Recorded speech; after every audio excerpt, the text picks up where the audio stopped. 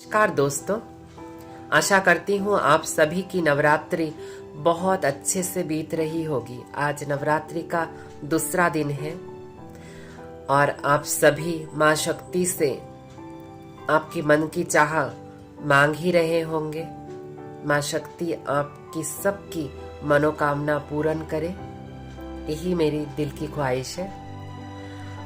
आज का जो मेरा वीडियो है इसका मेन थीम है संबंध।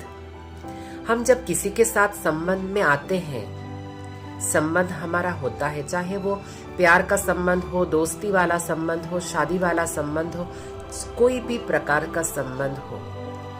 हम सोचते हैं दो व्यक्ति के बीच में संबंध बन रहा है, अर्थात मैंने जिससे दोस्ती की या प्यार किया उसके साथ मेरा संबंध बना है, जबकि ऐसा नहीं होता है।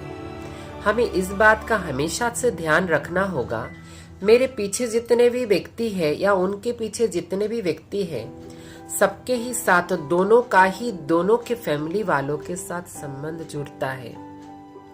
प्रमाण के तरफ से आप अगर किसी के साथ दोस्ती भी करते हैं, आप उसके फैमिली वालों के बारे में तो जानने की कोशिश ही करते हैं ना। तो जैसे ही जानते हैं उनसे मिलने की कोशिश करते हैं, आगे बढ़ता है, रुक तो नहीं जाते। तो जब दो फैमिली के बीच में रिलेशन बना तो उसमें मैं और मेरापन कहाँ रहा? हम हो गया ना, हम और हमारा। आप हद में थे मैं और मेरेपन में, जब हम और हमारा हो गया तो बेहद में चले गए। दोनों की साझेदारी की बात आ गई। यहाँ सुख दुख हर एक इमोशन की साझेदारी की बात आती है। ये तेरा वो मेरा ऐसा नहीं होता, सब कुछ तेरा भी सब कुछ मेरा भी होता है, हमारा होता है। इसलिए वहाँ ईगो कभी भी आना नहीं चाहिए। ज्यादातर रिलेशन में जो कॉन्फ्लिक्ट आती है, प्रॉब्लम्स आते हैं, वो सिर्फ ईगो के कारण आता है। मैंने ऐसा कहा, मैंने ऐसा बोला, मुझे नहीं समझा जा रहा है, मेरी परिस्थिति ऐसी है, तुमको समझ में नहीं आ रही है।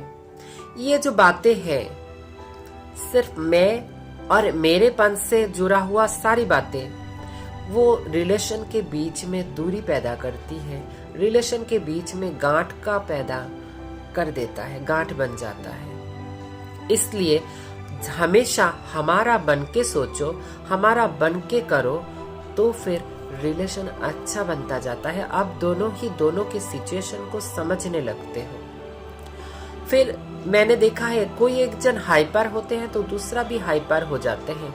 ये रिलेशन को बर्बाद करने जैसा सिचुएशन होता है, परिस्थिति होता है, या आप बना देते हैं।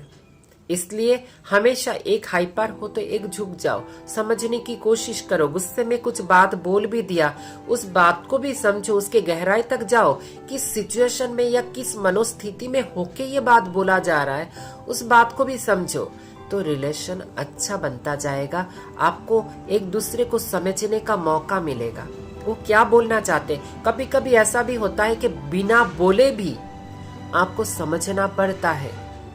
आप ये बात कभी भी दोनों के रिलेशन में नहीं बोल सकते, मैं ही क्यों समझूं, क्या हमेशा मैं ही समझूं, हमेशा मैं ही झुकूं, ऐसा तो होता ही नहीं ना।